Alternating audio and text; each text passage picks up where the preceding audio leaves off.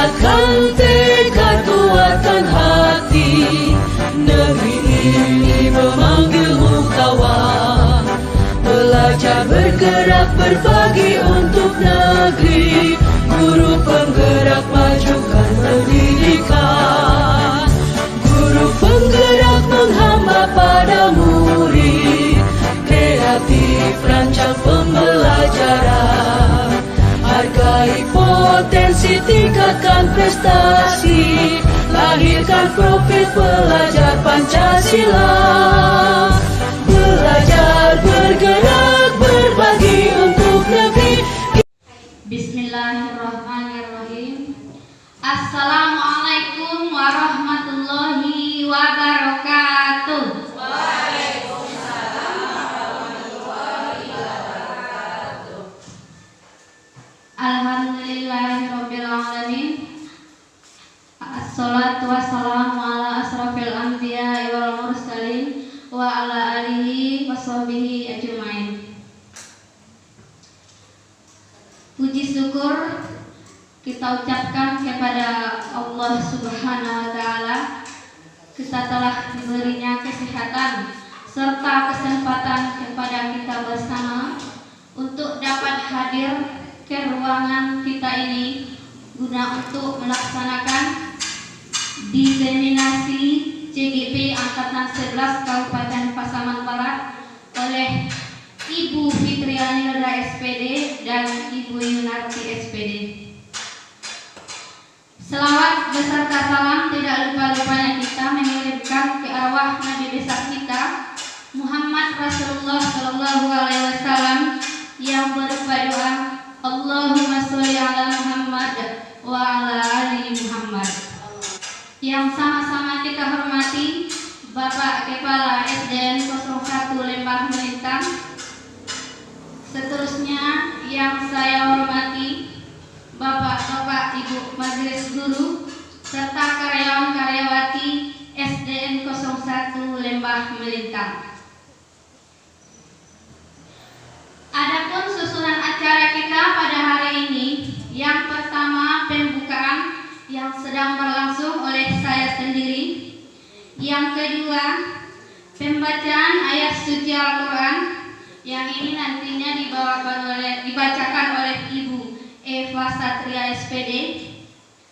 Seterusnya yang ketiga, menyanyikan lagu Indonesia Raya. Ini nanti dipimpin oleh Ibu Sylvia Sara SPD. Yang keempat, kata sambutan dari Kepala SDN 01 Lembah Melintang. Seterusnya yang kelima, pemaparan materi budaya positif oleh CGP Angkatan 11 Kabupaten Pasaman Barat oleh Ibu Fitriani Leda SPD dan Ibu Yunarti SPD. Yang terakhir penutup. Baik, sebelum masuk kita ke acara yang selanjutnya, marilah kita buka acara kita ini dengan membacakan basmalah. Untuk acara yang kedua yaitu pembacaan ayat suci Al-Quran oleh Ibu Eva Satria SPD. Kepada Ibu dipersilahkan.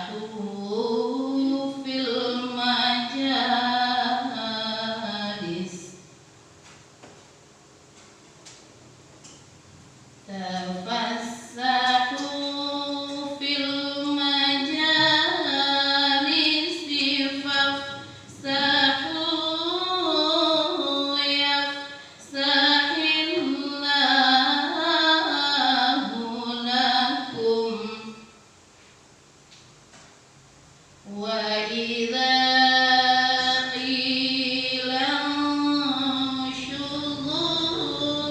فانشزوا يرفع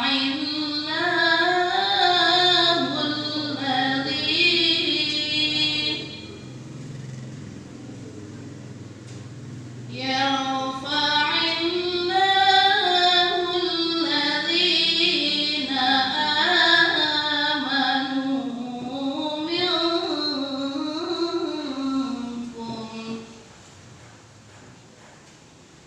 والذين أوتوا العلم درجات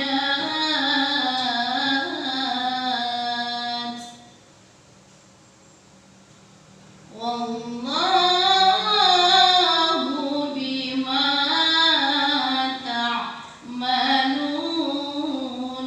خبير صدق الله العظيم.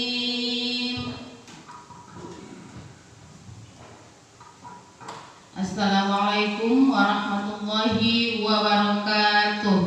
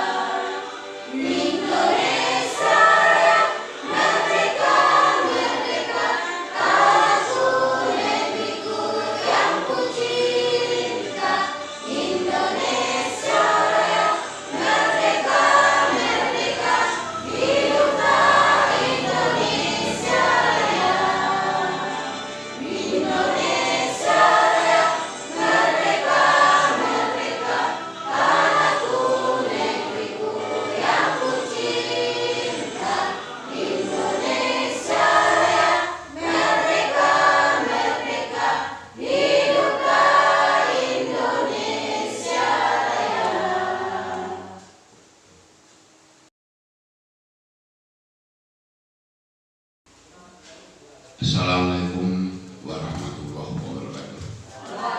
warahmatullahi wabarakatuh.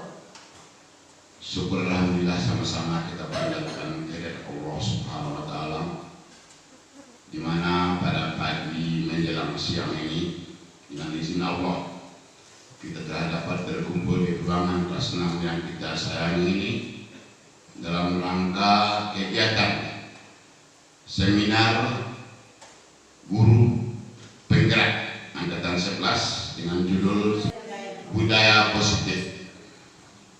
Kemudian salawat dan salam juga kita tidak lupa mengirimkannya kepada junjungan kita Nabi besar Muhammad sallallahu alaihi wasallam berupa doa Allahumma sholli ala sayyidina Muhammad wa ali sayyidina Muhammad.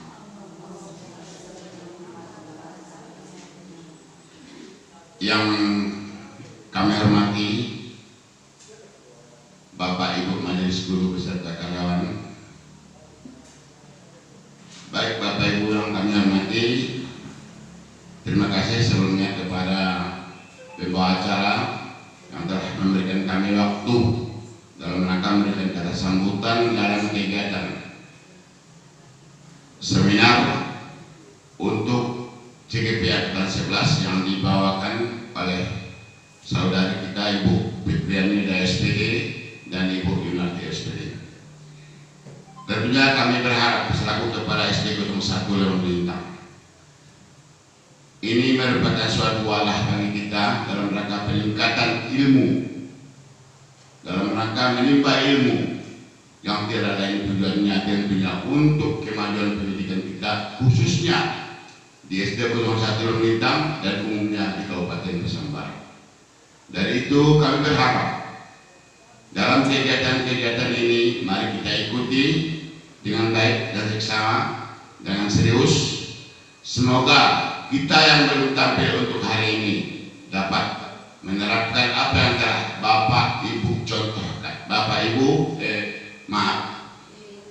Ibu-ibu contohkan nanti, Ibu Petronilda dan Ibu Yunarti, bagaimana cara atau trik dalam rangka peningkatan ataupun aksi nyata demi peningkatan mutu pendidikan di sekolah kita.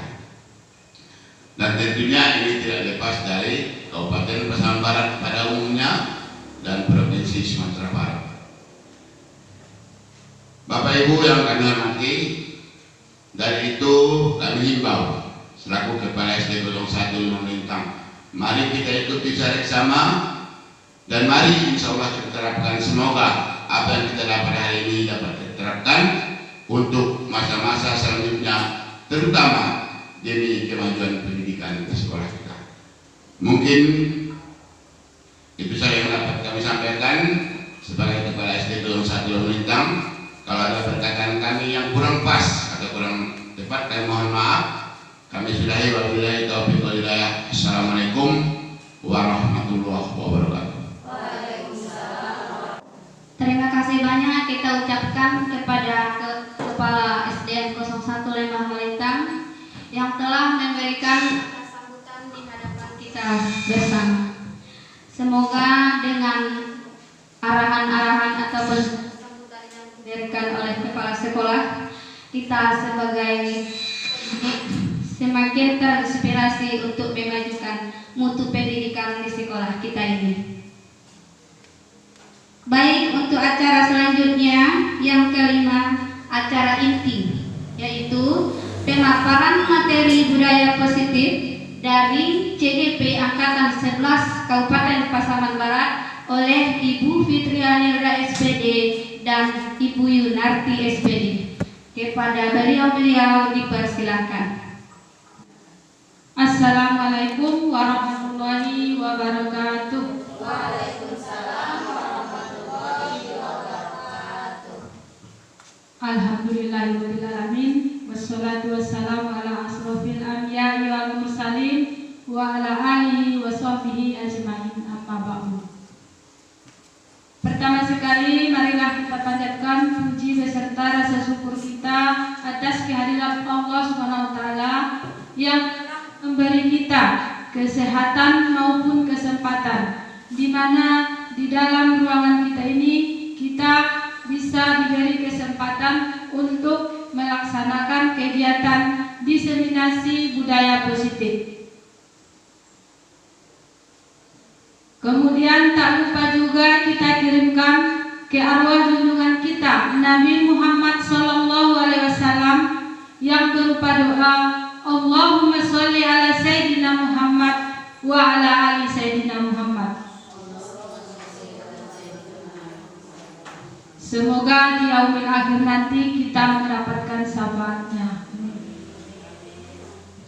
Yang terhormat Bapak Kepala SD Negeri 01 Lembah Melintang, yang kami hormati Bapak dan Ibu Majelis Guru serta karyawan dan karyawati SD Negeri 01 Lembah Melintang.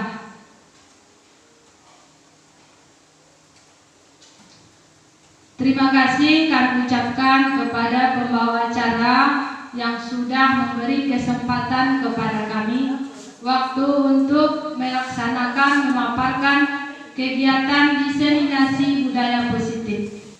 Pada kesempatan ini kami melaksanakan tugas yang mana namanya diseminasi budaya positif.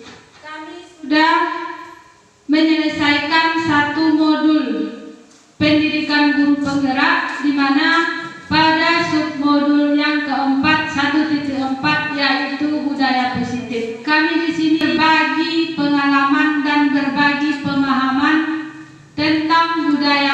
positif. Kami awali dengan mengucapkan selamat datang para guru hebat. Mari belajar bersama, berkolaborasi, saling mendukung demi mewujudkan disiplin positif di SD 01 Lembah Melintang, sekolah yang kita cintai. Budaya positif ini ada 7 konsep dasarnya. Yang pertama, perubahan paradigma belajar. Yang kedua, disiplin positif. Yang ketiga, motivasi perilaku manusia. Yang keempat, kebutuhan dasar manusia. Yang kelima, 5 posisi kontrol. Yang keenam, keyakinan kelas. Yang ketujuh, segitiga restitusi. Kami akan memaparkan 7 konsep dasar budaya positif ini dengan berbagi konsep dasar yang pertama sampai nomor 4 dipaparkan oleh saya sendiri. Konsep dasar yang ke-5 sampai 7 nanti akan dipaparkan oleh saudari kita Ibu Fitria Nilda.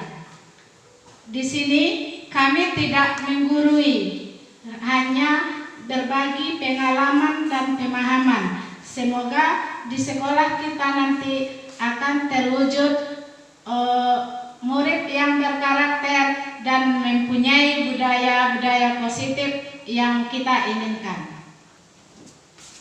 Baiklah, saya lanjutkan. Sebelum itu, saya ingin mengajak Bapak dan Ibu semua untuk melakukan senyum. Ini diharapkan agar berdiri. Yang mana boleh berhadapan-hadapan, ya berpasangan. Bapak ada cukup berdua. Jadi di sini berikan senyum terbaik untuk yang di depannya, yang di dekat kita. Dikasih waktu 30 detik. Coba jangan lihat giginya, pandang matanya. Ini untuk memunculkan nilai-nilai positif. Nah, itu gunanya. Bagaimana? Sudah muncul positifnya? Sudah. Iya, baik. Terima kasih untuk kita semua.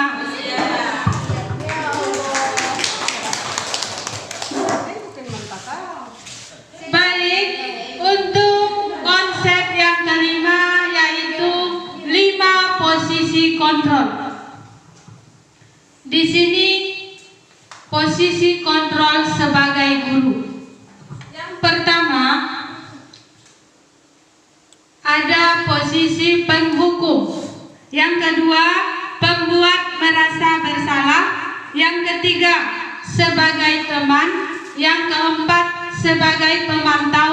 Dan yang kelima, sebagai manajer. Ini kita bahas satu persatu. Yang pertama, penghukum. Seorang penghukum bisa menggunakan hukuman fisik maupun verbal. Orang-orang yang menjalankan posisi penghukum senantiasa mengatakan bahwa sekolah memerlukan sistem atau alat yang dapat lebih menekan murid-murid lebih dalam lagi. Di mana ciri-ciri penghukum: nada suara tinggi, bahasa tubuh, mata melotot, jari menunjuk-nunjuk dan menghardik. Mungkin kita tidak sadar selama ini pernah melakukan posisi seperti ini. Yang selanjutnya, posisi pembuat merasa bersalah. Pada posisi ini, biasanya guru akan bersuara lebih lembut. Pembuat rasa bersalah akan menggunakan keheningan yang membuat orang lain merasa tidak nyaman, bersalah, atau rendah diri. Jadi guru di sini membuat anak didik kita, anaknya merasa bersalah. Yang mana ciri-cirinya? Nada suara memelas, halus, sedih, bahkan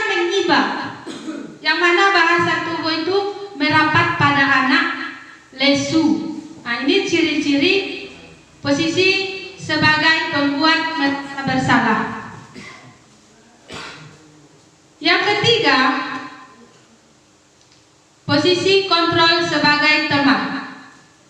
Guru pada posisi ini tidak akan menyakiti murid, namun akan tetap berupaya mengontrol murid melalui persuasi. Posisi teman pada guru bisa negatif ataupun positif. Positif di sini berupa hubungan baik yang terjalin antara guru dan murid. Guru di posisi teman menggunakan hubungan baik dan humor untuk mempengaruhi seseorang. Ciri-cirinya nada suara ramah, akrab, dan bercanda.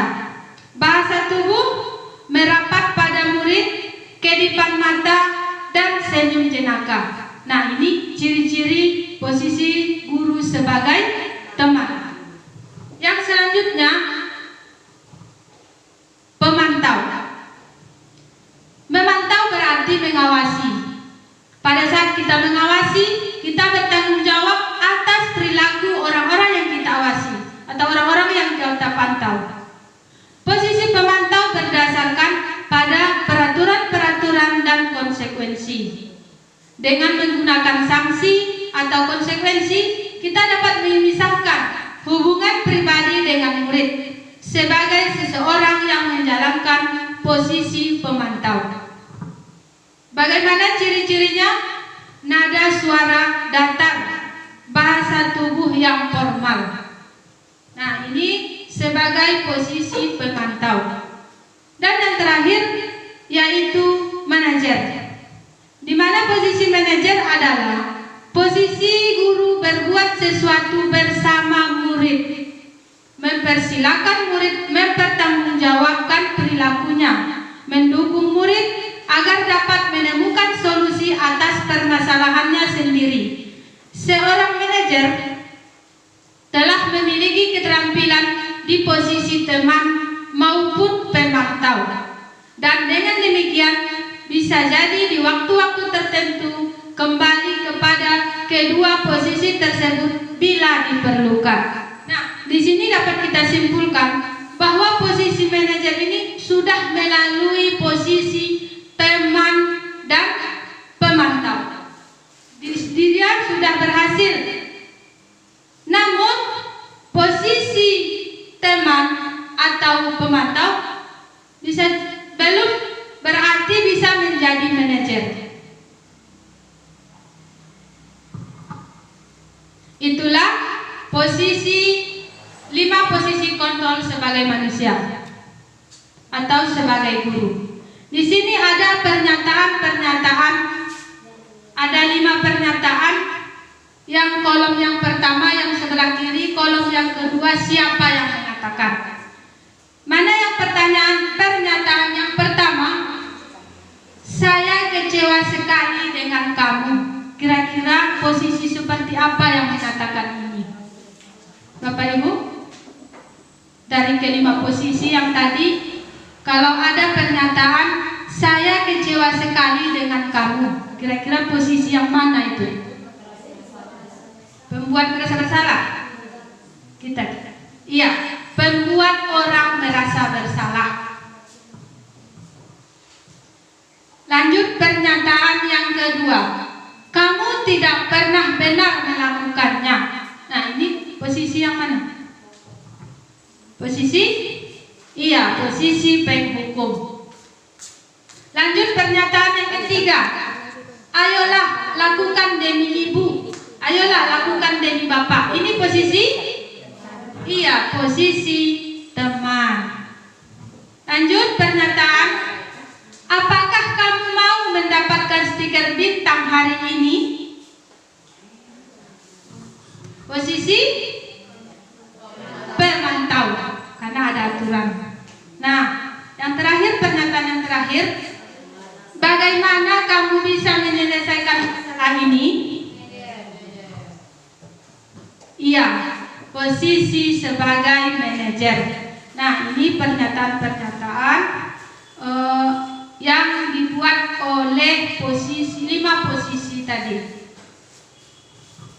Bapak Ibu, kita lihat tabel ini. Nah, inilah kaitan antara konsep yang disampaikan oleh Ibu Yunarti tadi, yang mana ada motivasi, ada 3 motivasi tadi kan? Menghindari hukuman, mengharapkan imbalan atau ingin dipuji. Yang ketiga, menghargai diri sendiri. Yang mana yang kita pilih tadi, motivasi yang paling baik yaitu menghargai diri sendiri. Nah, kita lihat bersama di mana pada posisi penghukum dan pembuat orang merasa bersalah itu dalam satu tabel, yang mana posisinya menghindari atau motivasinya menghindari hukuman. Ini di dalam kategori identitas gagal. Bapak Ibu, dalam posisi penghukum, pembuat orang merasa bersalah, motivasi dalam diri anak itu karena ingin menghindari hukuman, sehingga hasilnya atau kualitasnya gagal. Kemudian pada posisi teman pemantau, nah itu juga dalam satu kolom, yang mana motivasinya adalah ingin mengharapkan imbalan atau ketergantungan pada orang lain. Nah ini dikategorikan identitas berhasil atau sukses. Memang ini sudah berhasil, tapi kalau di dalam posisi teman pemantau, murid itu masih bergantung kepada gurunya. Nah, kemudian, ini yang terakhir yaitu posisi manajer, di mana dalam motivasi anak itu ingin menghargai dirinya sendiri. Jadi posisi guru di sini sebagai manajer menimbulkan anak itu ingin dihargai, dirinya sendiri yang ingin dihargai, timbul kesadaran dirinya. Nah, yang mana ini juga identitas berhasil atau sukses. Jadi itulah 5 posisi kontrol sebagai guru, di mana mungkin kita tidak sadar selama ini apa yang telah kita lakukan, kemudian apa yang ingin kita perbaiki selama ini, atau juga mungkin akan kita tingkatkan atau kita terapkan untuk berikutnya.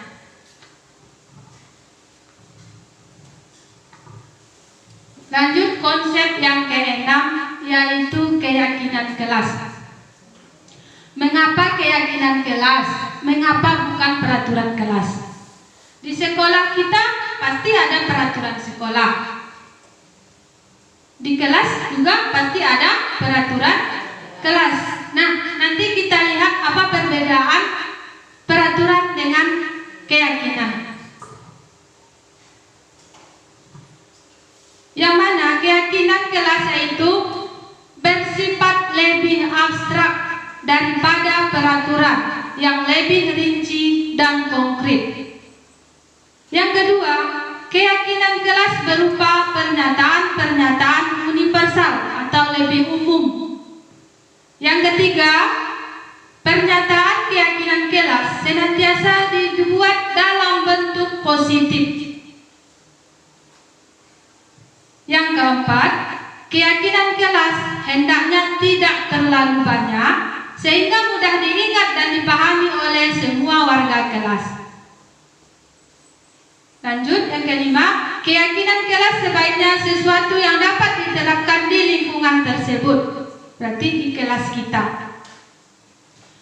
Lanjut, semua warga kelas hendaknya ikut berkontribusi dalam pembuatan keyakinan kelas lewat kegiatan curang pendapat. Dan yang terakhir, bersedia meninjau kembali keyakinan kelas dari waktu ke waktu. Jadi di sini keyakinan kelas yang dibuat oleh semua warga di kelas itu sendiri. Nanti apabila ada mereka yang melanggar karena sudah kesepakatan, disitulah kita sebagai guru mengatasi masalah tersebut. Misalnya ini ada dibuat dalam bentuk positif.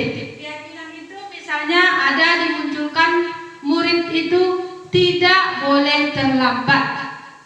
contoh peraturan, tidak boleh terlambat. Nah ini dalam bentuk positif atau tidak Bapak Ibu? Tidak boleh terlambat. Itu kalimat yang berkonotasi positif atau negatif?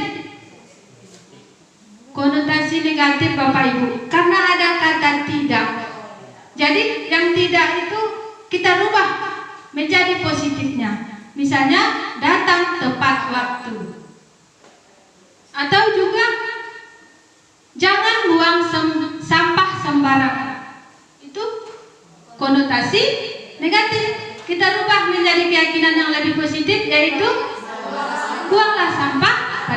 Atau mengajak, atau seperti kalimat persuasi, mari menjaga kebersihan. Nah ini merupakan pengertian-pengertian dari keyakinan kelas. Di sini ada tabel perbedaan peraturan dan keyakinan kelas.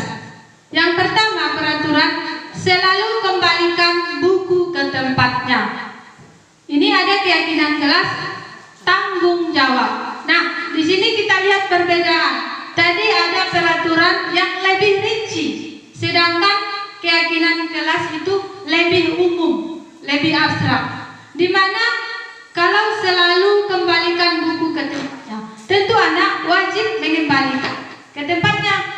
Tapi karena lebih umumnya, ketika dia meminjam buku, tentu dia menjaga bagaimana buku yang dipinjam itu tidak rusak. Itu suatu bentuk tanggung jawabnya. Makanya dibuat adalah tanggung jawab. Kemudian dilarang mengganggu orang lain. Nah, itu di situ tadi ada kalimat yang negatif. Dibuat menjadi positif dan menjadi menghormati orang lain. Yang ketiga, hadir di sekolah 15 menit sebelum pembelajaran dimulai. Nah, ini suatu bentuk suatu pernyataan peraturan di mana dirubah keyakinan kelas menjadi berkomitmen. Yang mana apabila nanti itu ditetapkan hadir 15 menit sebelum pembelajaran, tentu anak-anak semuanya berbondong-bondong 15 menit lagi sebelum bel bunyi mereka datang. Jadi dibuat keyakinan disepakati ada berkomitmen agar tidak atau datang tepat waktu. Selanjutnya dilarang melakukan kekerasan. Nah, di sini baik itu kekerasan banyak jenisnya. Jadi dirubah keyakinan kelas menjadi keselamatan, menghormati orang lain. Nah, itu lebih tepatnya. Kemudian dilarang merokok. Nah, ini dirubah keyakinan kelas menjaga kesehatan. Lanjut, bergantian atau menunggu giliran, di mana keyakinan kelas menjadi menghormati orang lain, bersabar. Bersabar artinya menunggu giliran. Lanjut, gunakan masker. Nah, itu lebih khusus. Lebih umumnya yaitu menjaga kesehatan, keselamatan. Kemudian yang terakhir, jangan berlari di kelas atau koridor. Nah, lebih tepatnya keyakinan di kelas itu dirubah menjadi keselamatan atau keamanan. Nah, ini adalah perbedaan peraturan dan keyakinan kelas.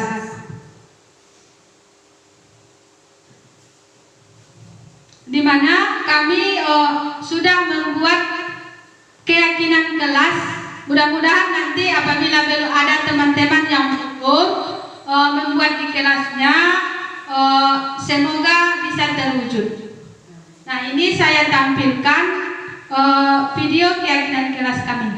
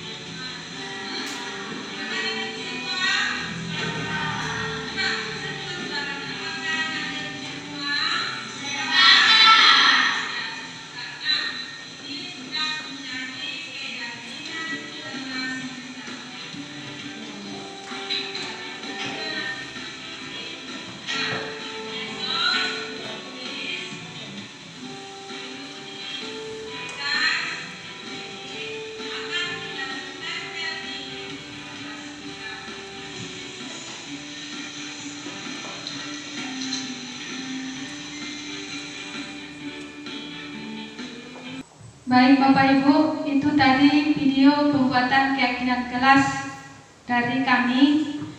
Kita lanjutkan konsep yang terakhir, yaitu restitusi. Restitusi adalah proses menciptakan kondisi bagi murid untuk memperbaiki kesalahan mereka, sehingga mereka bisa kembali pada kelompok mereka dengan karakter yang lebih kuat. Restitusi juga merupakan proses kolaboratif yang mengajarkan murid untuk mencari solusi untuk masalah mereka dan membantu murid berpikir tentang menjadi orang seperti apa yang mereka inginkan atau tujuan mulia, dan bagaimana mereka harus memperlakukan orang lain. Ciri-ciri restitusi. Yang pertama, bukan untuk menebus kesalahan, namun untuk belajar dari kesalahan. Yang kedua, memperbaiki hubungan. Yang ketiga, tawaran bukan paksaan.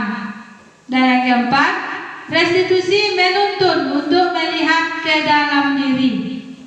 Yang kelima, restitusi mencari kebutuhan dasar yang mendasari tindakan. Nah, itu tadi kebutuhan dasar yang sebelumnya kita paparkan. Keenam, restitusi diri adalah cara yang paling baik. Ketujuh, restitusi fokus pada karakter, bukan tindakan. Kedelapan, restitusi fokus pada solusi. Dan yang terakhir, restitusi mengembalikan murid yang berbuat salah pada kelompoknya.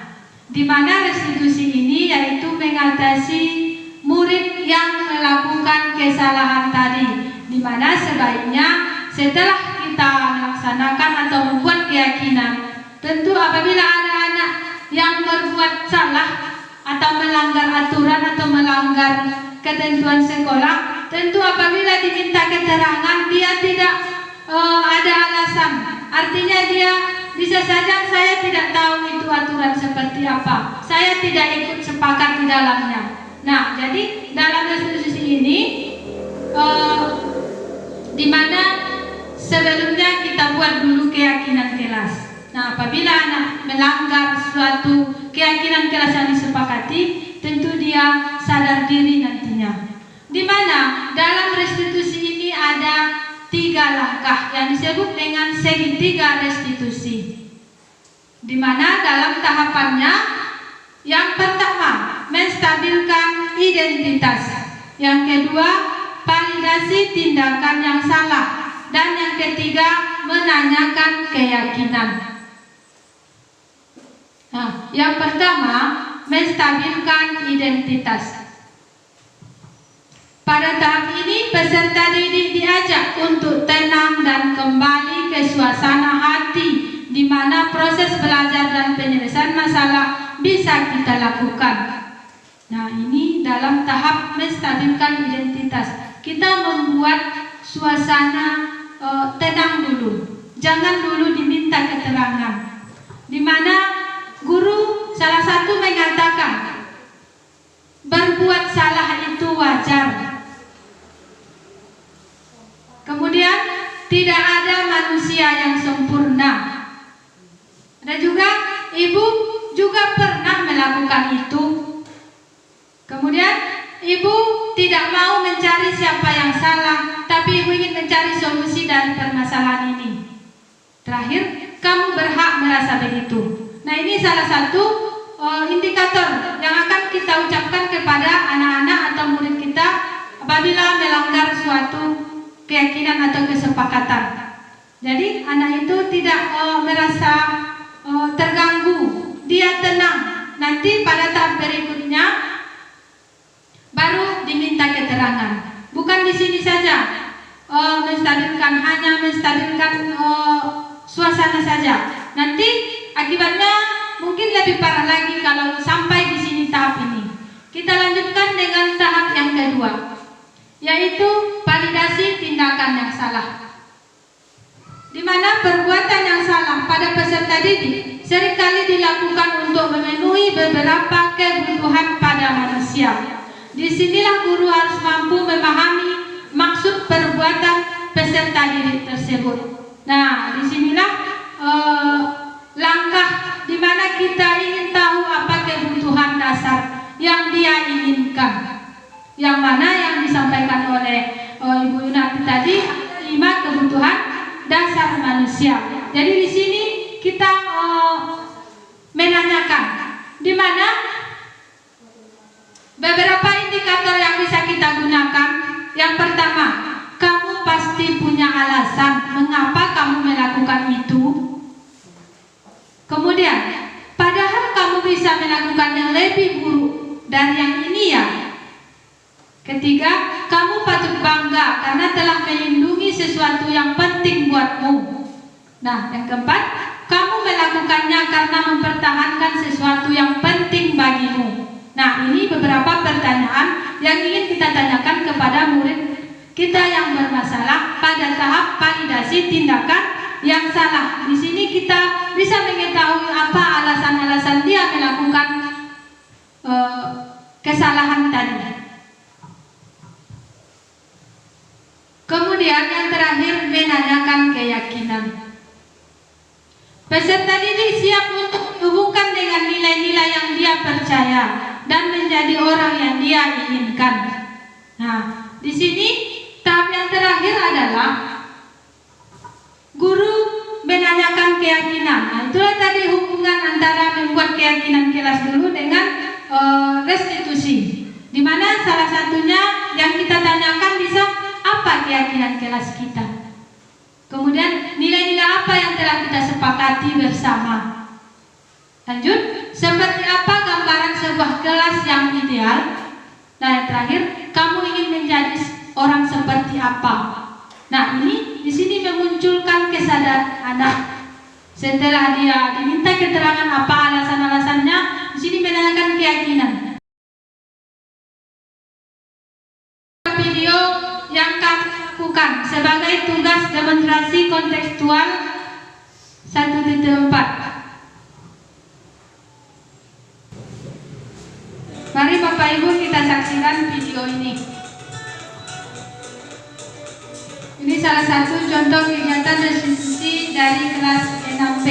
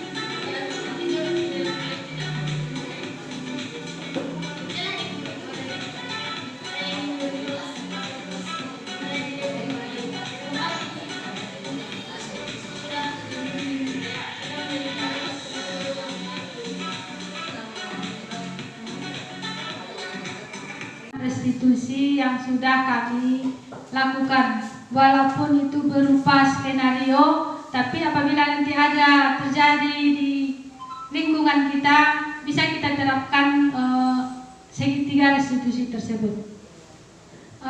Karena sudah terakhir yaitu konsep budaya positif, kami menunjukkan video pendek yang mana nantinya kita bisa menerapkan atau memberikan tanggapan.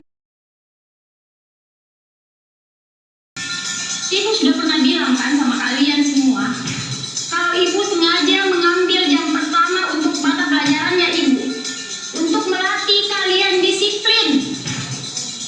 Kalian tahu kan peraturannya ibu? Kalau ibu tidak akan mulai pelajaran kalau masih ada yang terlambat. Kalian ini apakah? Hah? Jadi mau dengar kan? Kenapa masih ada yang terlambat? Kayla mana? Kayla di mana? Ibu sudah bilang, ibu tidak akan mulai pelajaran kalau ada yang bukan terlambat. Kayla, sini kok. Apa lagi alasanmu Kayla? Hah? Ketiduran kau lagi? Macet kau? Anu bu, begini bu.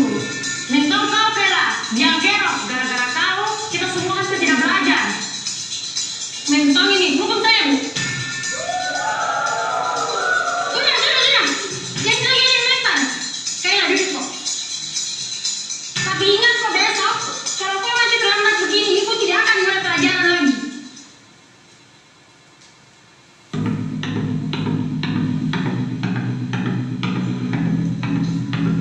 Selamat pagi anak-anak.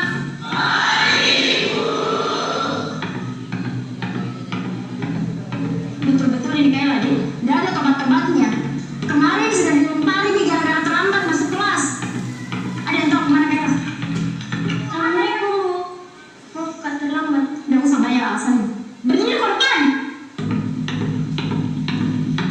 Sepanjang pelajarannya ibu hari ini, kau berdiri terus di depan. Dede terlambat sih.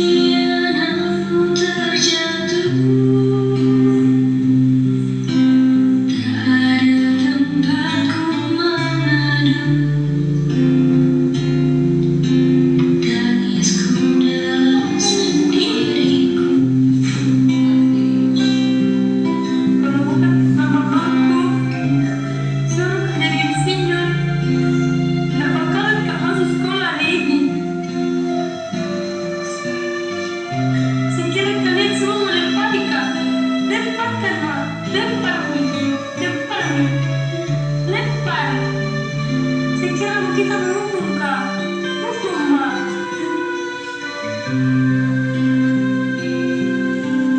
Apakah tergetar hatimu? Sia-sia anakmu terjatuh.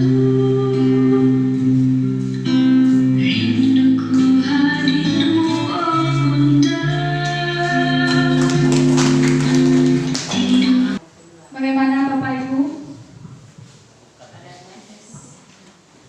Mungkin dari yang kita saksikan video tadi ada yang bersedia memberi tanggapan tentang video atau isi video tadi. Siapa Bapak Ibu?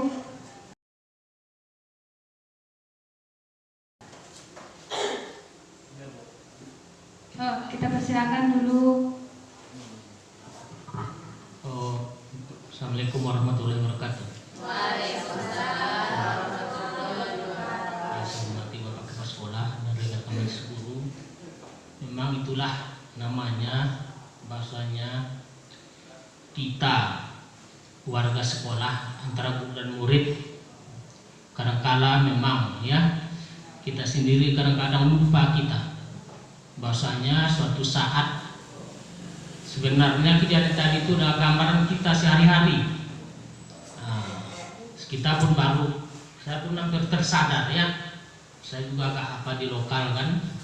Dari video tadi itu adalah gambaran. Dan situ mungkin kita bisa berubah sikap. Bahasanya sebelum kita mengapa kena anak itu, seperti yang ditampilkan ibu itu tadi itu kan, kita harus bertanya dahulu atau mengidentifikasi masalah. Nah, sebelum kita terlanjur sehingga tadinya kita marah, akhirnya kita minta maaf. Nah, inilah hebatnya dunia pendidikan itu. Jadi ini sangat menambah pengetahuan kita untuk ke depan. Mari kita Bapak Ibu kita saling mempedulikan antara guru dan murid. Nah, mungkin itu tanggapan saya jangan memaaf. Assalamualaikum warahmatullahi wabarakatuh. Ya, terima kasih kepada Bapak yang sudah memberikan tanggapan. Mungkin dari Ibu ada yang memberikan. Ya, terima kasih. Silakan. Assalamualaikum warahmatullahi wabarakatuh.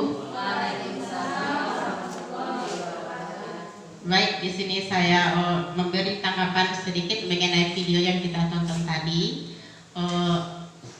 Jadi di sini setelah kita melihat video tadi, apabila ada anak didik kita nanti yang terlambat atau yang sama dengan permasalahannya seperti yang tadi, mari kita semua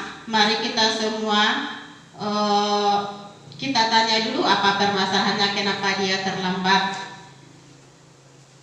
Kejadian yang terjadi pada video tadi meskipun tidak persis seperti yang tadi, jangan terjadi pada kita guru di SD kita ini. Mari sama-sama kita terapkan itu, mari sama-sama kita perbaiki diri kita. Apabila ada kejadian yang seperti tadi ada pada diri kita semua di sini, mari kita hilangkan itu. Kalau ada permasalahan murid kita seperti terlambat tadi, mari kita tanya dulu permasalahannya, kenapa dia terlambat, apa alasannya. Jangan langsung kita hukum, jangan langsung kita marahi, jangan langsung kita beri hukuman, apalagi yang sampai membekas di hati anak kita. Jadi di sini untuk yang terakhirnya itu pelajaran untuk diri saya sendiri tadi dan untuk kita semua teman-teman di sini. Mari kita lebih sabar lagi menghadapi anak didik kita. Mari kita lebih peduli lagi dengan kepentingan mereka. Jangan kita utamakan emosi kita. Mari kita lebih sabar lagi untuk menghadapi anak didik kita meskipun banyak masalah mereka. Itu saja yang dapat saya sampaikan. Assalamualaikum warahmatullahi wabarakatuh.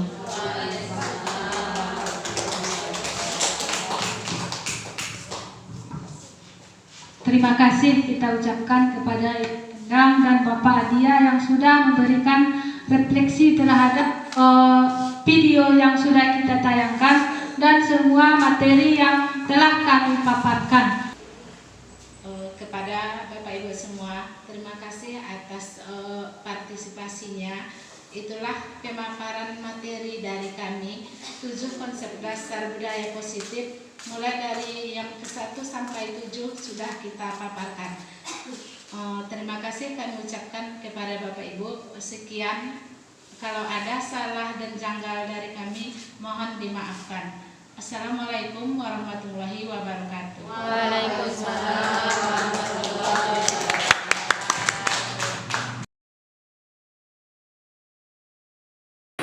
Assalamualaikum warahmatullahi wabarakatuh. Saya Endang Saputri SPD, rekan sejawat dari Ibu Fitrian Nega SPD selaku calon guru penggerak Angkatan 11 Kabupaten Pasaman Barat. Paparan materi mengenai budaya positif tadi sangatlah bagus, sangatlah bermanfaat. Mudah-mudahan dengan kita menyimak paparan materi tadi, kita akan menjadi guru yang lebih baik lagi, guru yang berkarakter, guru yang berakhlak mulia, guru yang mempedulikan kepentingan anak dirinya, sehingga kita sebagai guru mampu menciptakan anak didik yang berkarakter, yang memiliki disiplin positif, anak didik yang berakhlak mulia, serta anak didik yang berprofil pelajar Pancasila. Demikian dari saya. Assalamualaikum warahmatullahi wabarakatuh.